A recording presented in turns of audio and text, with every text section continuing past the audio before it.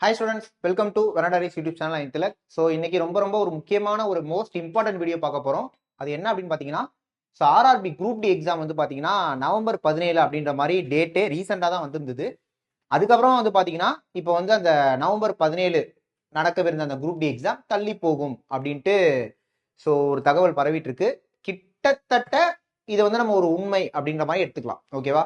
100% கன்ஃபார்மா official update இல்லை, but இருந்தாலுமே கூட நடக்கக்கூடிய சிச்சுவேஷன்ஸ்லாம் பார்க்கும்போது கண்டிப்பாக இது போஸ்ட்போன் ஆகிறதுக்கான வாய்ப்புகள்லாம் இருக்கிற மாதிரி இருக்கு. ஓகே, ஸோ இந்த நியூஸ் வந்தோன்னா ஸ்டூடெண்ட்ஸ் நிறைய பேர் வந்து கேட்டது, சார் என்ன சார் ஜனவரி மாதம் அப்ளை பண்ணியிருந்தோம், ஆல்ரெடி வந்து பார்த்தீங்கன்னா நவம்பர் எக்ஸாம் அப்படின்றதே ரொம்ப ஒரு லாங் ப்ராசஸ், இப்போ இதுவும் போஸ்ட்போன் ஆச்சுன்னா அட்லீஸ்ட் ஒரு டிசம்பரில் நடந்துருமா சார், ஒரு மாதத்தில் வச்சிருவாங்களா, இல்லை 2026 தான் நடக்குமா அப்படின்ட்டு ரொம்ப பேர் கேட்டுட்டே இருந்தீங்க.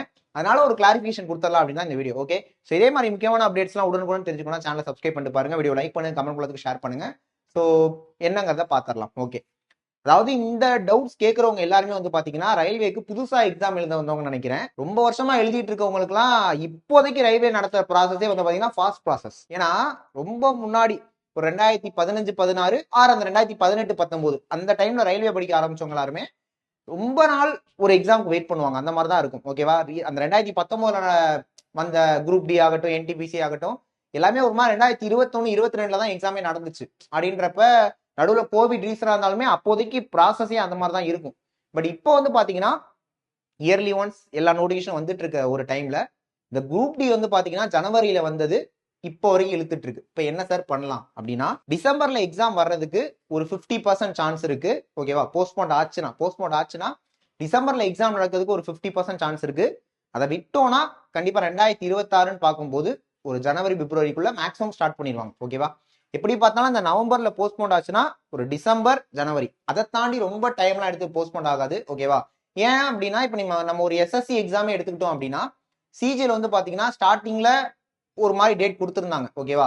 ஸோ பட் அது வந்து பார்த்தீங்கன்னா ரொம்பலாம் தள்ளி வைக்காம வித்தின் ஒரு 1 மந்த்ல எக்ஸாம் வந்து நடத்திட்டாங்க. அப்படிங்கிறப்ப ஒரு போஸ்ட்போன் ஆகுது அப்படின்னாலுமே ரொம்ப நாளாம் ஆகாது, ஒரு மாசத்துக்குள்ள நடந்துடும். ஓகேவா? மோஸ்ட் டைம் ஆனாலுமே கூட ஒரு ஜனவரி அந்த டைம்ல நடந்துடும். சரி, ஓகே, இப்ப ஸ்டூடெண்ட்ஸ் என்ன பண்ணலாம்? நவம்பர் 17 எக்ஸாம் அப்படின்னு நினைச்சு அந்த மைண்ட் செட்லேயே ப்ரிப்பேர் பண்ணுங்க. ஏன்னா நான் நேர்ல ஸ்டூடெண்ட்ஸ் பார்த்த வரைக்கும் சொல்றேன், ஒரு மாதிரி ஃபயரா படிச்சுட்டு இருந்தவங்க இந்த நியூஸை பார்த்து இந்த லாஸ்ட் ஒரு 1 டேல கொஞ்சம் ஸ்லோ டவுன் ஆயிட்டாங்க.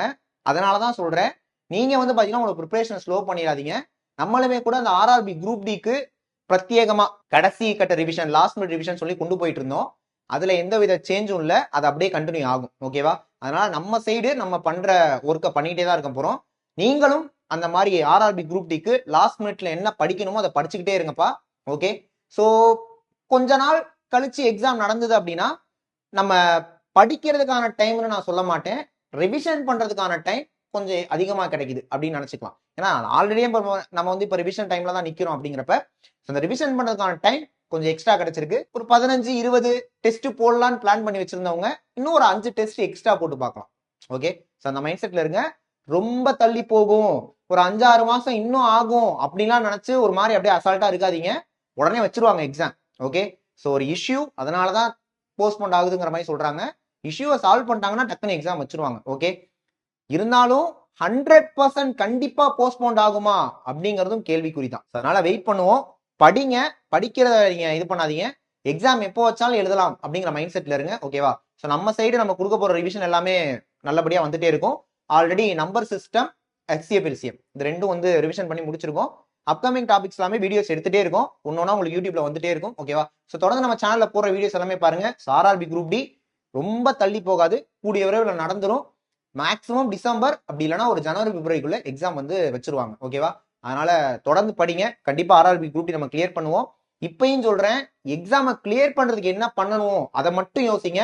போஸ்ட்போன் ஆகுமா ஆகுமா ஆகுமா, எக்ஸாம் எப்போ வரும் அந்த திங்கிங்கை விட்டுட்டு எக்ஸாம் கிளியர் பண்ணதுக்கு என்ன பண்ணணும்? ரீசனிங் 30, மேக்ஸ் 25, மொத்தம் 55 கொஸ்டின். இந்த 55க்கு எப்படியாவது ஒரு 50க்கு மேல போயிடணும். 55மே அடிக்கணும், இப்படி மிஸ் ஆனா கூட 50க்கு மேல போயிடணும். Science 25, GS 20, 45 question. இந்த 45 கொஸ்டின்ல ஸ்மார்ட் ஒர்க்கை பண்ணி ஒரு 25 கொஸ்டினுக்கு மேல போறதுக்கு என்ன பண்ணணும்? இதை திங்க் பண்ணுங்க. வெற்றி நிச்சயமா நம்மளால கண்டிப்பா கிளியர் பண்ண முடியும். ரைட்டா? சொல்லாம பண்ணா வந்து நெக்ஸ்ட் ஒரு முக்கியமான வீடியோல பார்க்கலாம். தேங்க்யூ.